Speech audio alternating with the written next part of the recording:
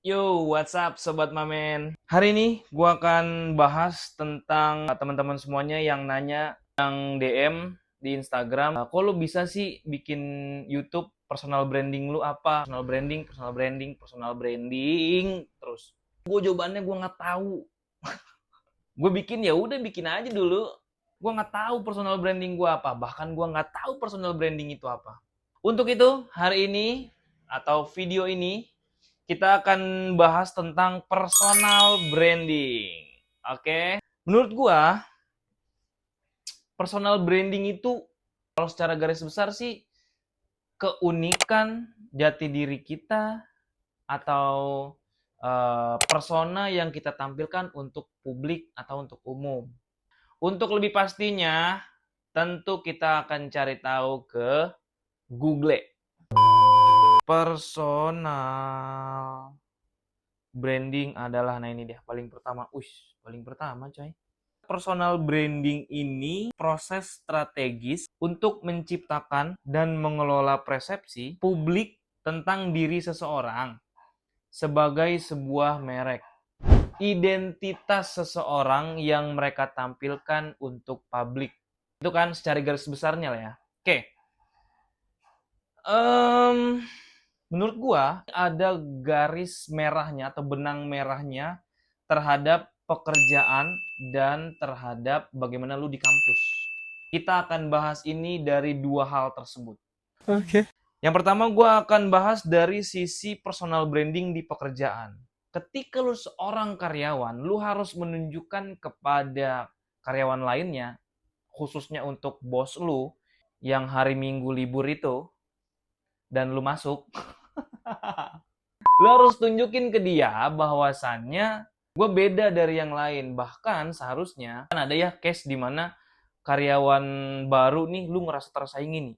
Anjing ada karyawan baru lagi nih. Itu lu goblok. Kalau lu udah punya personal branding yang lu punya, lu nggak akan takut karena yang terjadi di lapangan itu, yang terjadi sama gua kayak gitu. Nggak tahu kalau orang ya. Kalau gua nih ngerasa kalau ada anak baru ini gua nggak ngerasa tersaingi ya. Justru bagaimana gua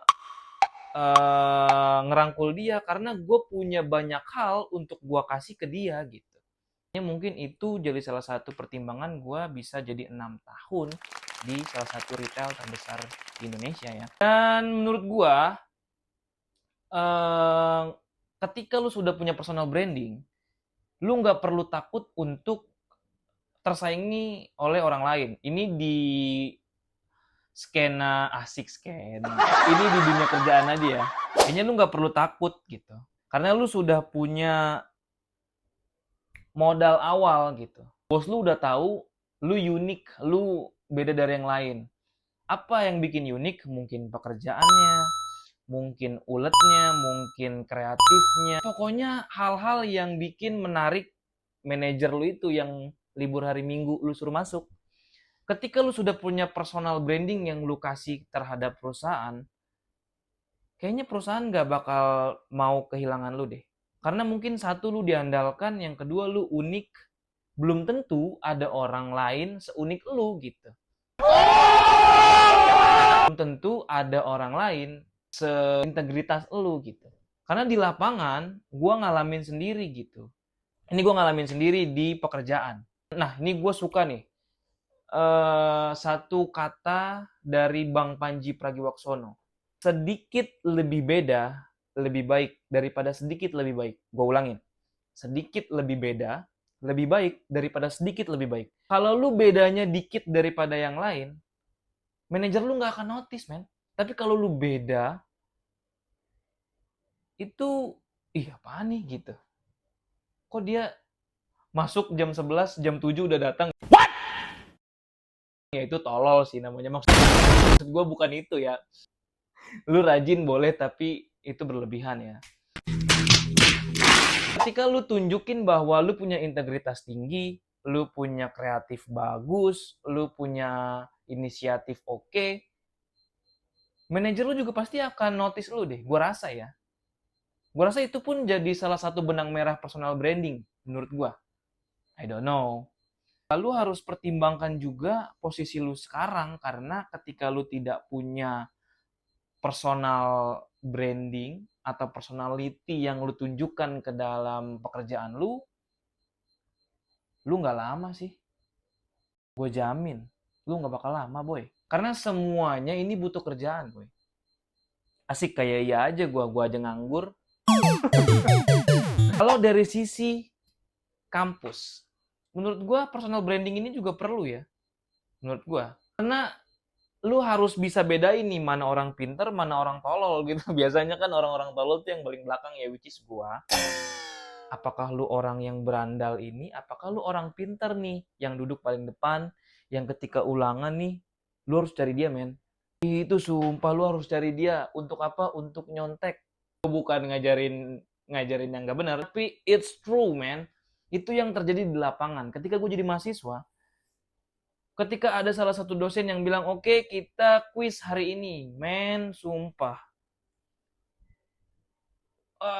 Lu bisa ngelihat semua keringat yang ada dari ujung rambut ke dalam kaki, kaos kaki lu bisa kelihatan, men. Karena lu nggak ada persiapan. Ya gua sih itu, ya. Lu perlu orang pintar itu karena dia selalu ready. I'm ready. Quiz, ayo, quiz apa, quiz apa. Dia kayak siap gitu tuh nggak sih lu? Dan itu yang lu harus pilih gitu. Untuk personal branding itu yang lu harus pilih gitu. Nggak bisa lu pilih, yaudahlah gue biasa-biasa aja, yaudah lu stuck di sana gitu. Nggak bisa, men. Lu stuck di sana, gue jamin. Oke. Makanya kalau gue lihat dari penjelasan personal branding ini, menurut gue ini ada benang merahnya di pekerjaan dan kampus gitu. Lu harus pilih salah satu dan lu harus punya itu di kedua elemen ini, di kampus atau di pekerjaan. Itu yang akan menunjang lu di sana. Itu yang akan bikin lu dapat nilai bagus. Itu yang akan dapat nilai plus di kerjaan lu. Oke, kita akan bahas di poin selanjutnya adalah komponen utama personal branding. Wah, ini menarik nih. Ada komponennya, men. Gue baru tahu ini justru. Yang pertama ada identitas dan keahlian, right? Gue bilang tadi identitas. Ketika lu sudah pilih untuk jadi berandal, ya udah lu punya identitas itu. Tapi ketika personal branding yang lu berikan dengan kepribadian lu itu dua hal yang berbeda ya, men. Kayak lu personal branding lu urakan, tapi lu orang baik, ya udah lu orang baik aja yang berdandan urakan, itu aja, that's it. Jangan lu berlebihan. Kayaknya ini orang lu lihat sampai atas dari bawah, enggak gitu juga. Dia orang baik aja karena banyak, men, gue ngelihat di pekerjaan nih, di kerjaan gue pernah mengalami di kerjaan gue, men. Karena gue kan sales ya, frontliner, gue sales. Dan gue ngeliat sumpah, men, ini orang kayak nggak pernah pegang duit. What? Karena gue kan ya dengan kerendahan hati gue sangat bisa membilang gue orang yang sangat pilih-pilih untuk memilih barang mana yang baik untuk gue, perlu yang mana. Kayak efisiensi lah. Damn! Tapi kalau gue lihat ini orang sumpah kayak nggak pegang duit, men. Ini orang kayak nggak pegang duit sama sekali, sumpah. Tapi dia belanja paling banyak, dia yang ngasih tip gua. Meskipun dia bawa pakai kantong klasik ya, apa namanya? Kantong kresek. Dia literally pakai kantong kresek. Lu tahu kan yang hitam itu asoy. What? Apa ya anjir asoy? Ya kresek lah. Tadinya gue pikir bahwa anjing ini nggak punya duit nih. Justru malah dia yang belanjanya paling banyak di hari itu dan dia yang ngasih tip ke gua. Untuk frontliner nih, kayak sales semuanya nih, men, sumpah lu jangan ngelihat dari dia pakai sendal jepit, jangan ngelihat sendal jepitnya merek apa. Ini kan banyak nih case-case karyawan nih, ya terutama retail ya, banyak disinggung kayak aduh ngelayaninnya tuh kurang gitu. Lu harus hati-hati, men, karena yang mau ada di posisi lu bukan cuman lu, men. Semua orang mungkin ada mau di posisi lu, tapi lu nggak ngerasa.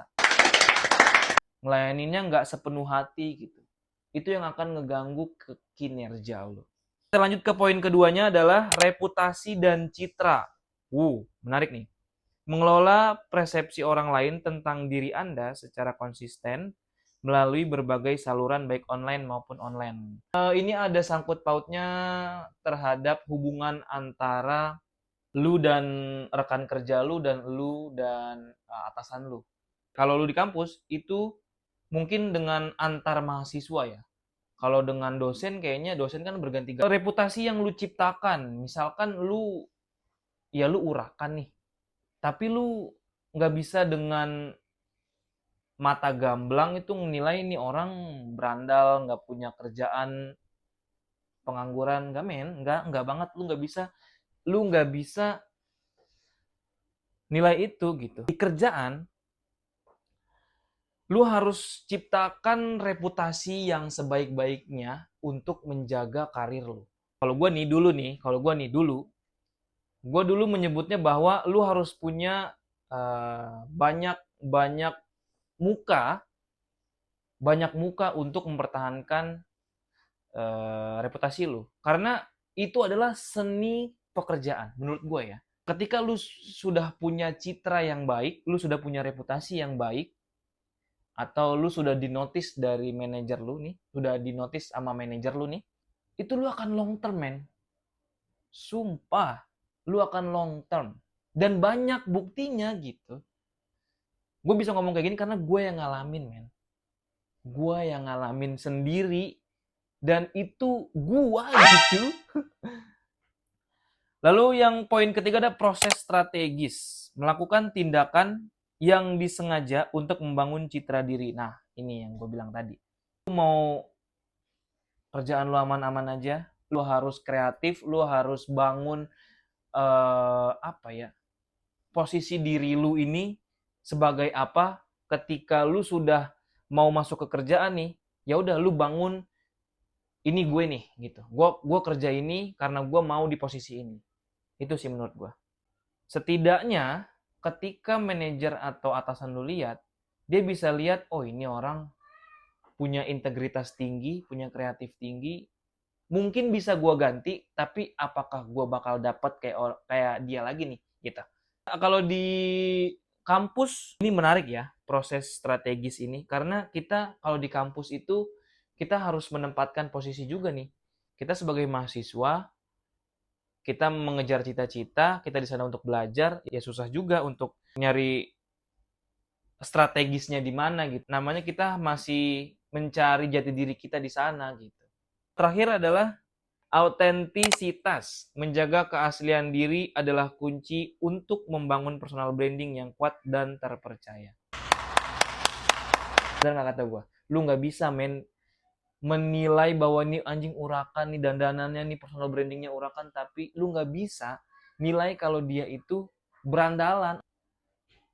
Banyak karyawan yang kelihatannya tolol, tapi dia ulet banget, men. Bahkan kayaknya, anjing ini mah gue nggak bisa nih kayak dia. Lu pernah nggak sih kayak gitu? Coba deh kalau lu pernah tulis di komentar ya. Ceritain pengalaman lu di kerjaan kayak gimana ya.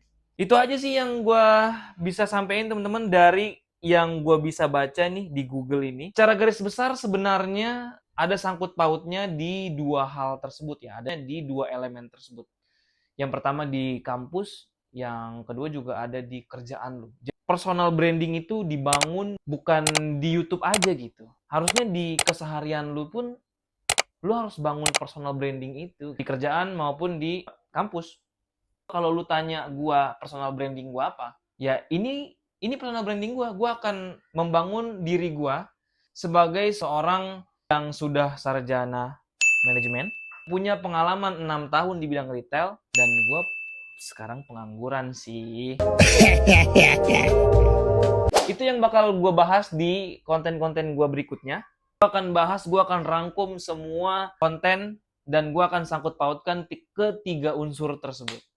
Damn! Pantengin aja buat teman-teman semuanya. Jangan lupa pastikan sudah subscribe, nyalain loncengnya ya kan. Selain gue akan storytelling kayak gini, gue juga akan bikin podcast dan gue juga akan reaction video-video lucu, atau gue nanti akan reaction video-video gawean ya, pekerjaan atau di mahasiswa yang lucu-lucu.